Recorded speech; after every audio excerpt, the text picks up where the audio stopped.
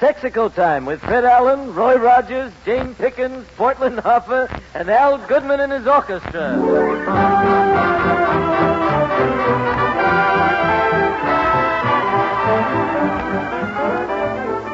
This is Arthur Godfrey with a big hello from Texaco dealers coast to coast. Texaco dealers, just the fellas to help you in today's tire situation.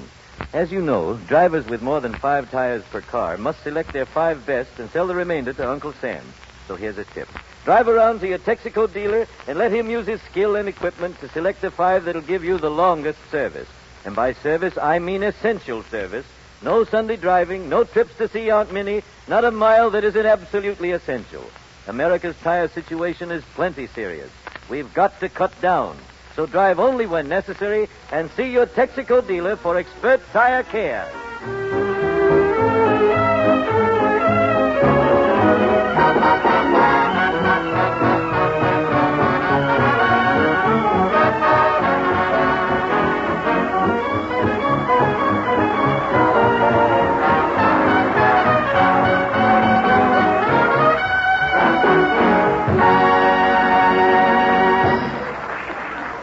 Last week, ladies and gentlemen, when Jack Benny donated his Maxwell to the scrap drive, he ridiculed a certain party for turning in his metal arch supporters. And here he is, that certain party, Fred Allen.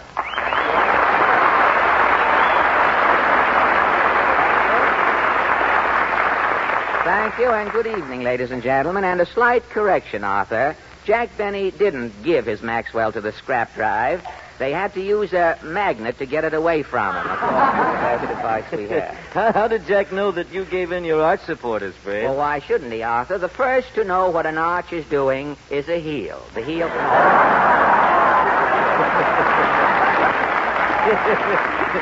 Don't you think Jack's going to miss that Maxwell on his program? Well, I don't think so. He still has plenty of junk left on his show.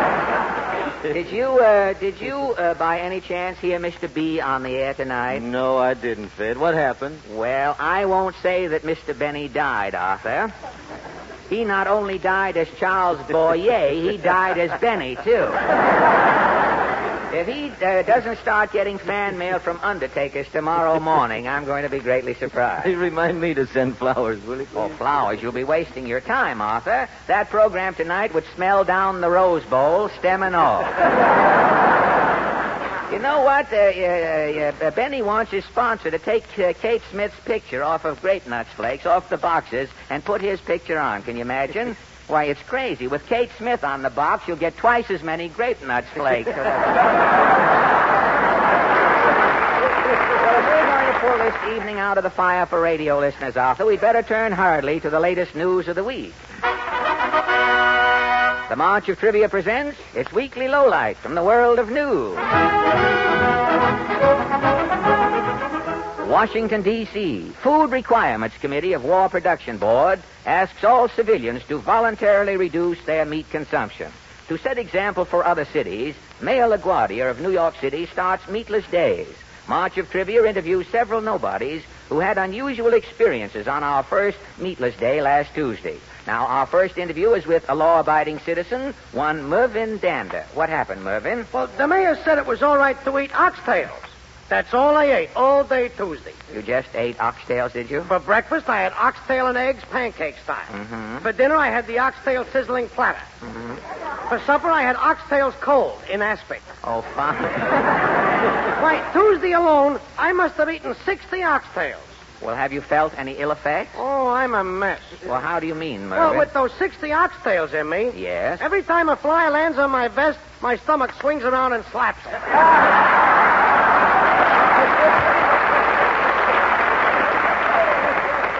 Well, if the flies get too bad, you can use a second front, and thank you, Mervyn. A Canarsie housewife, Mrs. Yanville Crandall II, says... Us housewives in Canarsie is cooking nothing but mock meat dishes. Mock meat dishes? You mean like mock turtle, like that? Yeah, mock meatballs, mock spare ribs, mock hot dogs. Oh, mock frankfurters? How are they made? I got the recipe right here. Oh, you have? May we have it, please? Oh, sure. A recipe for mock hot dogs. Uh-huh. Take one old rubber glove, Yeah. Butter well inside. Yeah. Stuff fingers of glove with chopped eggplant, wild rice, and breadcrumbs. Mm-hmm. Add pinch of flour and yeast. Put rubber glove in slow oven and bake for 2 hours.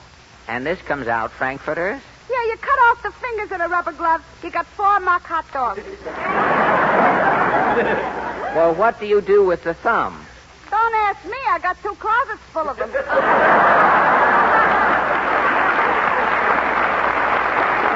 Well, thank you, Mrs. Yandel Crandall. Some fun. A man who has... the things I stoop to and never pick up. A man who has his meat problem solved is Mr. Bedrick Spiewak. You bet. My family is only eating 2.5 pounds of meat apiece, brother. 2.5. How do you work it? Well, counting the wife and 8 kids, there's 10 of us. 10 of you in the family, Right. huh? Altogether, we're allowed 25 pounds of meat a week. And that's all you're eating, Bedrick? Yes, sir. Every Saturday night, I buy a 25-pound leg of lamb. I see. Sunday, we have roast leg of lamb. Yeah. Monday, we have lamb a la king. Lamb a la king, huh? Yep. Tuesday, we have lamb burgers. The wife rolls the lamb into little balls like a hamburger. Lamb burgers you have, huh? Wednesday, she breaks up what's left of the lamb burgers. It's hash. I see. Thursday, she puts points on the hash. It's croquettes.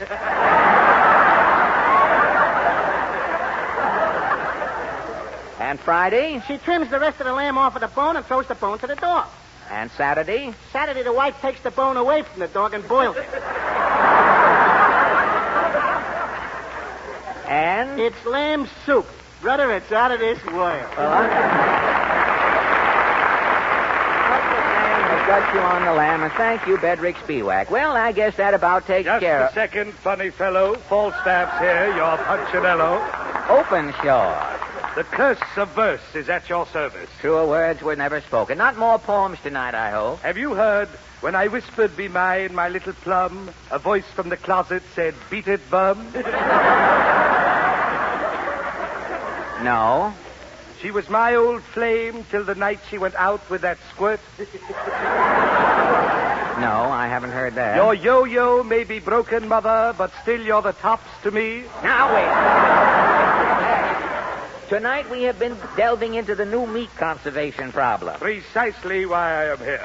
I have written a poem. And what is your round steak rondelay called? Cut down on meat, toot sweet. How does it go? Our government is asking us to curtail our use of veal, to eliminate the beef and pork we've been eating every meal. The army needs your steak and chop, your cutlet and your roast. Each piece of meat you do not eat goes to some far-flung post. It's a small price to pay, a little veal, to finish off Hitler. That's Schlemiel. Give up your pot roast, eat some chicken. You'll help to give those Japs a licking. Think of our boys in Alaska patrolling some windswept hummock. And remember that our army is traveling on your stomach. Thank you, Falstaff. And now, ladies and gentlemen, we greet our guest soloist. May I introduce Miss Jane Pickett. Miss Pickett. And how are you after your Chicago triumphs, Jane? Oh, I'm fine, thank you, Fred. Up to your 2 lines, are you? Yes. What are you going to sing for us tonight? I'd like to do Daybreak. Thank you.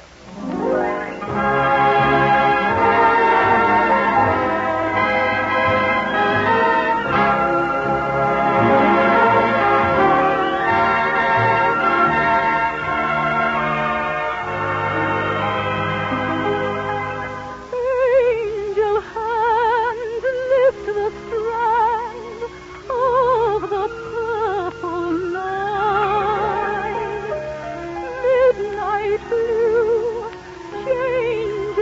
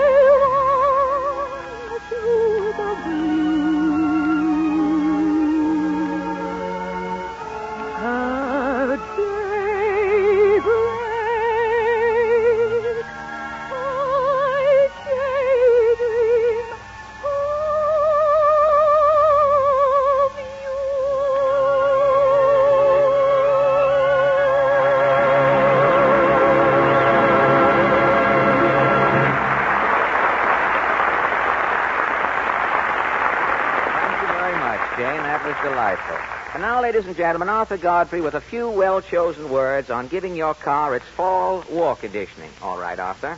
I ain't talking.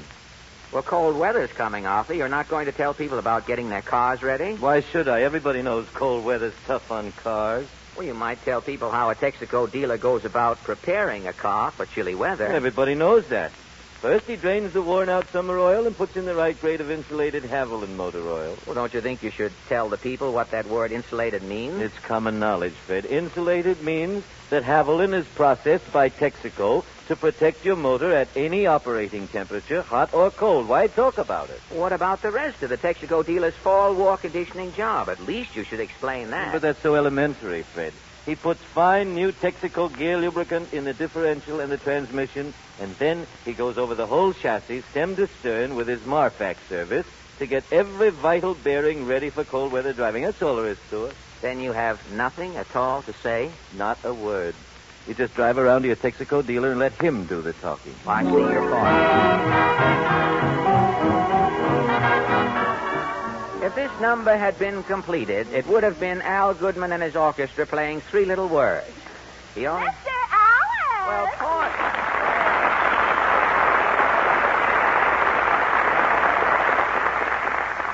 Say, what?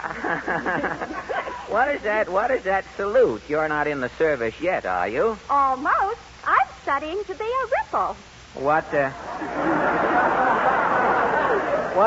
is a ripple? Well, if I make good as a ripple, I'm going to be a wave. Oh, you're going to work your way up, huh?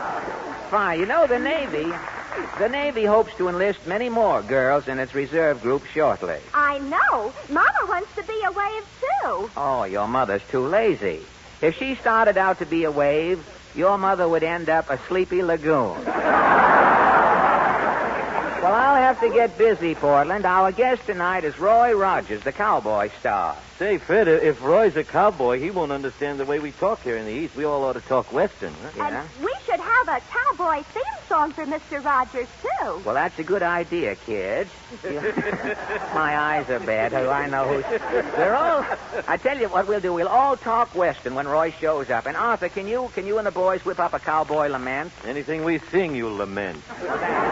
All All right, fellas, let's go. Oh, give me a home where the buffalo roam.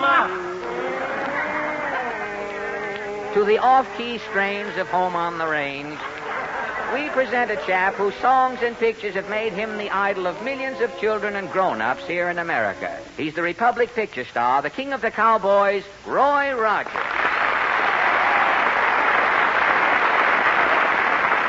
Well, doggone it. Thank you very much, folks, and thank you, Fred. It's sure nice of you to give me such a swell send-off up here in the big city. Well, we just wanted to make you feel at home, Roy. Now, how did you like that melody Arthur and the boys cooked up for you? Oh, boy, that song took me right back to the prairie, Fred. Well, you've never seen a prairie as flat as that song.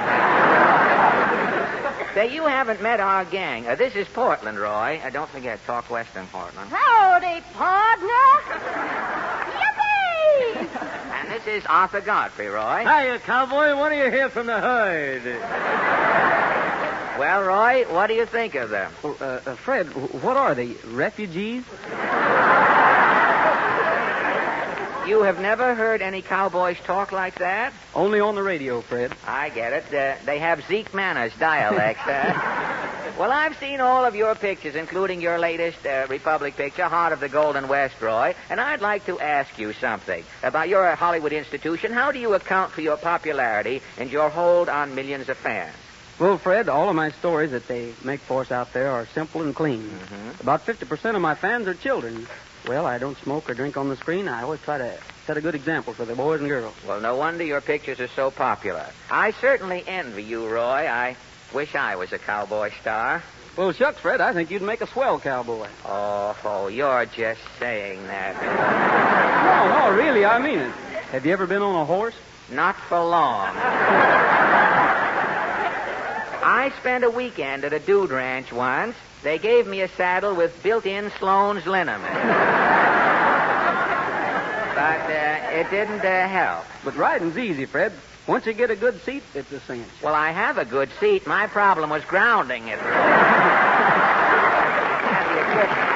couldn't locate it. You mean you and the horse didn't see eye to eye? Our eyes were the only two things that met, Roy. Well, I'll tell you, Fred, you know the rodeo's leaving for Boston tonight. Uh-huh. Then we're going from there to Buffalo. Why don't you come along with us? Oh, how would I look in one of those outfits that you have on here tonight? Say, how do you get into those tight pants, Roy? Do you have the bones taken out of your legs to No, Fred, we just butter our ankles and sort of slip them on. You butter your ankles? Mm-hmm. Well, with those pants on, I'd look like a fat slingshot, Roy.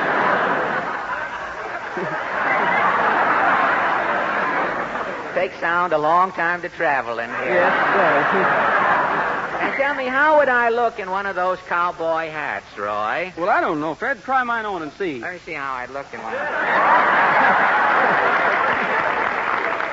Now, say, with this Pampas beret on, I look something like the mayor, don't I?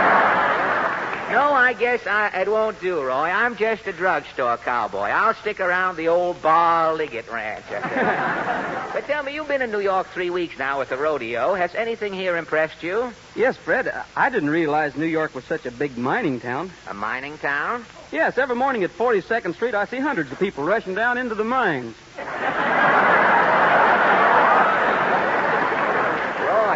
that is the subway, not the mine. Well, what are subways, Fred? They're sunken trails, Roy. The subways are something like the West. They go bucking up to the Bronx instead of... Well, Roy, I've written a little Western sketch for us later in the program, but before we get to it, I wonder if you'd do me a favor. Well, I'll be glad to, Fred. What's on your mind? Millions of people have been hearing that song, I've Got Spurs That Jingle, Jangle, Jingle. You want me to sing it for you? No, everyone's heard the song, Roy, but no one, as far as I know, has ever really heard the spurs that jingle, jangle, jingle. Hey, that's right. Now, you have your spurs on tonight, Roy. Yes. Would you, Roy? Anything you say, Fred. Good. Well, there's the microphone on the floor. Are you ready, Roy? All set. Well, let's go. Ladies and gentlemen, for the first time on the air, you have actually heard the spurs that jingle, jangle, jingle. Thanks a lot, Roy. Oh, it was nothing, Fred. Really. And now as an encore, what about a song? All right, Fred, I'd like to do a little number I haven't done for quite some time. It's called A Gay Ranchero. Senor Goodman, spiel, if you will.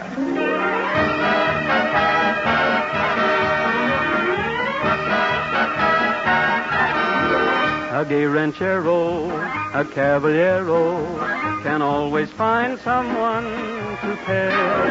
A senorita, a sweet papita, her other loves will soon forget.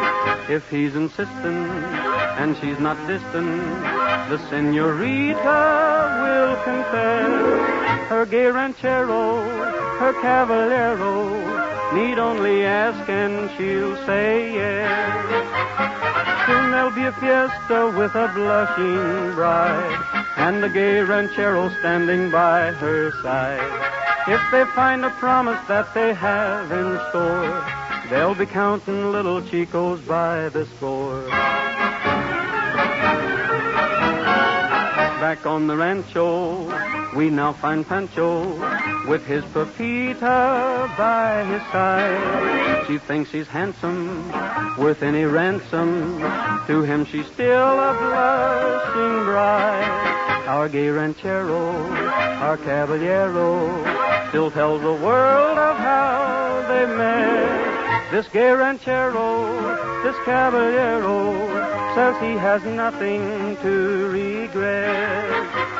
Now to end the story that I once was told, here's a little secret that I must unfold. For they found a promise that they had in store.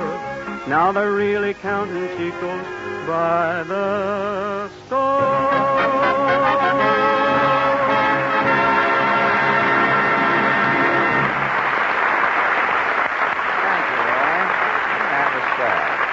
Now, ladies and gentlemen, the Texaco Workshop Players, starring Roy Rogers, present a stirring saga of the wild and woolly West entitled The Courtin' of Jenny Sugs. Our story opens in the little town of Rat's Breath, Idaho. The first scene takes place in the Last Chance Saloon. Music, Professor. Well,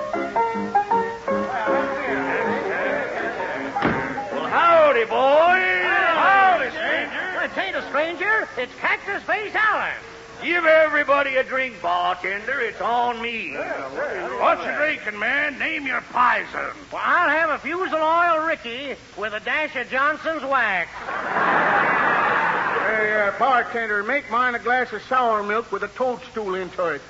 I'm driving. He's driving. What's yourn, Cactus? Well, give me the oak mulgy julep, bartender. A short jolt of sheep dip with a ball of henbane floating in it. You want the henbane frappede, Cactus? Yeah. Work your will on it, bartender. Give me the works. This is my homecoming. Well, we thought you was dead, Cactus. Hey, you've been gone 3 years, Cactus. Where you been? Well, back in 39, men, I got a letter. I had to go to school for 3 years to learn how to read to see what was in the letter. Who was the letter from, Cactus? The draft board, Graham. That's why I hot-tailed it back here tonight, men. I'm a-getting married. Why, who you fixing to marry, Cactus? Little Jenny Sugs, the prettiest bit of man-bait in the town of Rat's Breath, Idaho, men. Jenny's still a-singing in this here saloon, ain't she? Jenny sure is. Here comes Jenny now. Howdy, Jenny. It's me, Cactus. I come back to marry you. You and me was sweet 3 years ago, Cactus. Things has changed. Well, you was wearing my Wilkie button when I left.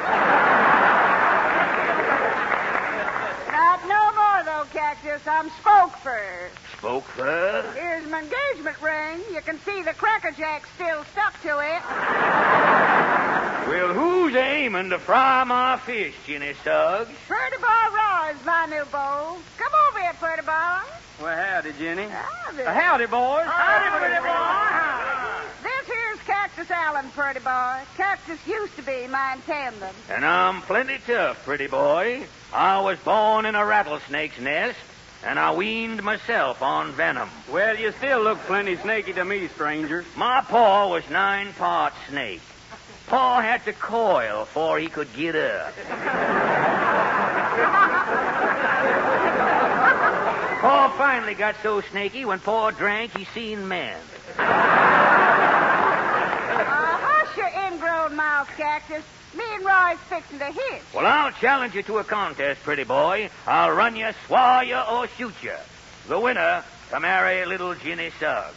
That's far and squar, ain't it? That's far and squar with me, Cactus. Hush your fuss, Cactus. Roy come here tonight to call a squire down. That's far enough, if it's squaw, Jenny. I'll outcall him. Let's go. Get your fiddle out, Gramp. Me and Pretty Boy here's calling a squaw dance. Let's go. All right, everybody, grab your partners. Oh, join hands and circle down south, a little moonshine in your mouth, and lose your holes in the Gramp Hill back to the lady in the lead. Swing your part a little bit hard now, a little left in your own backyard, and hurry up, boys, and don't be slow, and sip your meal, and mix your dough, and save a heel, and pat your toe, and meet your partner, and roll the floor.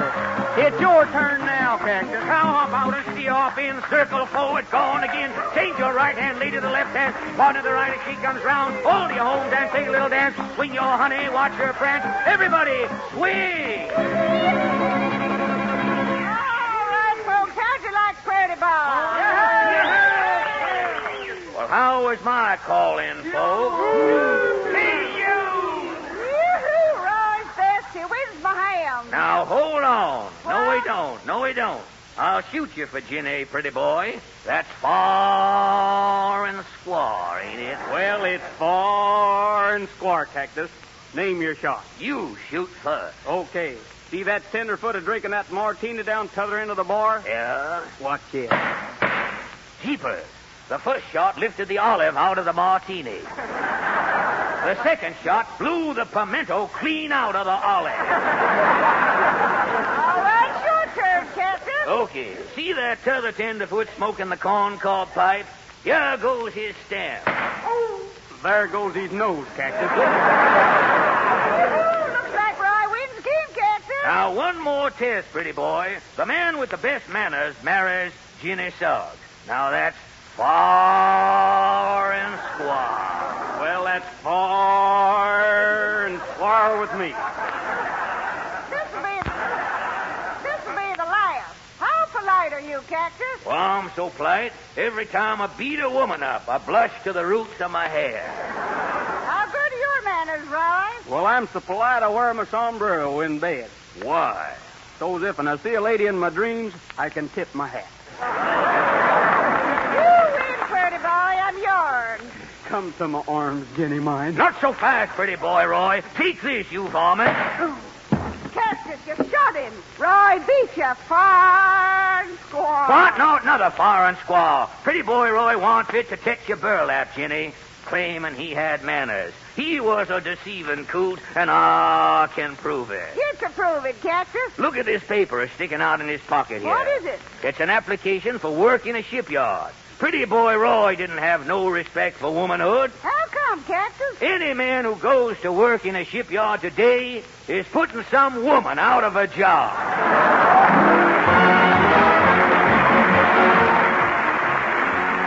Before we close up the Texaco Star Theater, I want to thank Roy Rogers for joining us tonight. Now, next week, ladies and gentlemen, our guests will be the Merrimacks and Robert Benchley. And here's Arthur Godfrey to prepare you for a visitor. Yes, one of these days, a volunteer worker from your local community war chest is going to knock at your door. Now, maybe you're going to think the community chest isn't so important this year, but believe me, there's more need now than ever, especially for aid to soldiers' dependents, to our soldiers who are war prisoners, and to bombed and destitute families of our fighting allies. When you give to your community war chest, you give to all of them, so give generously. Thank you, Arthur. This is Fred Allen speaking for Texaco dealers from coast to coast, reminding you to drive under 35 to save rubber, and to drive into your Texaco dealer regularly to have your tires checked. Remember, you're welcome. Good night. This is the Columbia Broadcasting System. Stay tuned to Phil Baker and Take It or Leave It, followed at 10:30 p.m. by the dramatic CBS World News feature, A Report to the Nation. 10 p.m. BULOVA, Boulevard Watch Time. WABC, New York. 880 on your dial.